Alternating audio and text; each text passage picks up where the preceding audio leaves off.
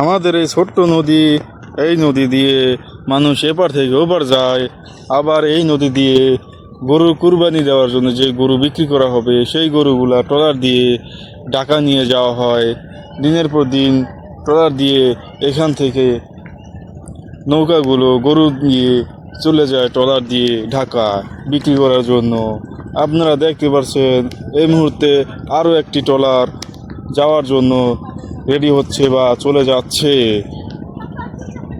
প্রতিদিন এখানে কমপক্ষে 20টা থেকে 30টা ট্রলার গরু নিয়ে চলে যায়।